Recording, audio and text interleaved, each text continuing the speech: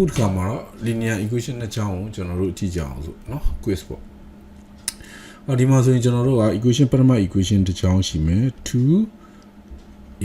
plus 3b equal to minus 1เนาะနောက်တစ်ခုက 10a plus 15b equal to minus 5เนาะဟုတ်ပြီအဲ့တော့ကျွန်တော်ဒါကိုဘာနဲ့တွက်မဆို calculator နဲ့ပဲတွက်ပြလိုက်တော့ကျွန်တော်အဲ့တော့ calculator နဲ့တွက်မှာဆိုရင်ပထမက2နောက်တစ်ခုက3နောက်တစ်ခုက minus 1နောက်တစ်ခုက10နောက်တစ်ခုက15နောက်တစ်ခုက minus 5เนาะ infinite solution เนาะအဲ့တော့ solution တွေက infinity ရှိတယ်အများကြီးဖြစ်တယ်လို့ပြောချင်တာเนาะအဲ့တော့အဖြေတစ်ခုတည်းမကအောင်အများကြီးရှိတဲ့သဘောပါအဲ့တော့ဘာလို့လဲဆိုကျွန်တော်ပြောပြမယ်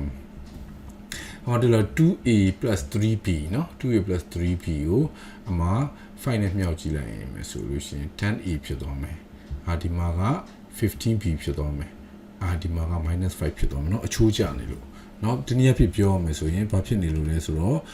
linearly dependent ဖြစ်နေလို့အဲ့ဒီ equation နှစ်ခု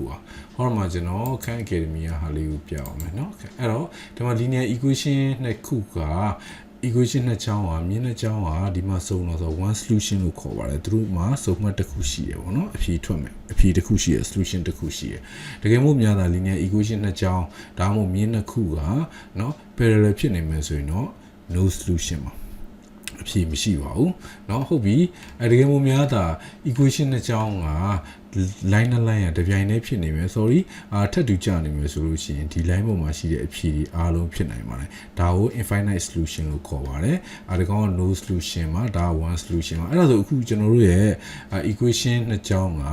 linearly dependent ဖြစ်နေတယ်เนาะဒီမှာ line တစ် line နဲ့ပေါ်ကျနေတယ်เนาะဒါကိုကျွန်တော်တို့တွေ့ရပါတယ်เนาะအဲ့တော့ဒီမှာကြည့်လိုက်လေဒါ slope တန်ဖိုးကိုကြည့်လိုက်သူ့ကို 5 နဲ့မြှောက်တော့သူ့ကို5ဆတူးလိုက်ဒါဖြစ်သွားမှာပဲအောက်က equation ဖြစ်သွားမှာပေါ့เนาะအဲ့တော့ဒီကောင်က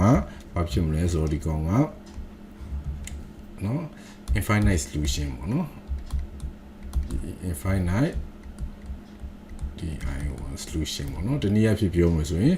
ဒီကောင်က linearly depend ဖြစ်နေပါတယ်เนาะ depend ဖြစ်နေပါတယ်ဟုတ်ပြီကျွန်တော်တို့နောက်ထပ်တစ်ခုကိုကြည့်အောင်เนาะ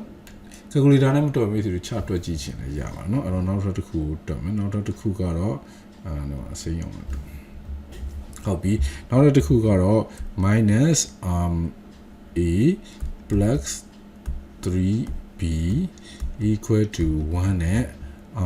not minus not going minus เนาะဘာက2ရောလဲ minus a plus 3b equal to 5ပေါ့နော်ဒါဆိုလည်းမိတ်ဆွေကြည့်လိုက်လို့ရပါတယ်เนาะဒီမှာဒီနှစ်ခုက slope ချင်းတူနေတယ်လေ a နဲ့ a နဲ့နောက် 2a 2a တူတာမျိုး 1a 1a တူတာမျိုး slope ချင်းတူနေတယ် slope ချင်းတူတော့တေချာဒီကောင်တွေက parallel တော့ဖြစ်ပြီပဲเนาะအဲ့တော့ 3b ဆိုဒီ part ကိုလည်းကြည့်ဒါပါတူနေသေးတယ်เนาะအဲ့တော့ကျွန်တော်တို့ကြည့်အောင် minus 1 3 1 minus 1 3 5 no solution เนาะsolution မရှိပါဘူးအဲ့တော့ solution မရှိဆိုတော့ဘာဖြစ်လို့လဲဆိုတော့အဲ့ထားတွေ graph ဆွဲကြည့်လိုက်လို့ရတယ်เนาะမိတ်ဆွေတွက်ကြည့်လိုက်လို့လည်းရတယ်เนาะကျွန်တော်တော့လွယ်အောင်လို့ calculator နဲ့ပြရတာเนาะ no solution ဆိုတော့အဲ့ line နဲ့ line ဘယ်တော့မှ intercept မဖြစ်ဘူး parallel ဖြစ်နေလို့ပါเนาะအဲ့တော့ဒါပါပဲကျွန်တော်ရှေ့ဆက်ပြီးတော့ရအောင်ကျေးဇူးတင်ပါတယ်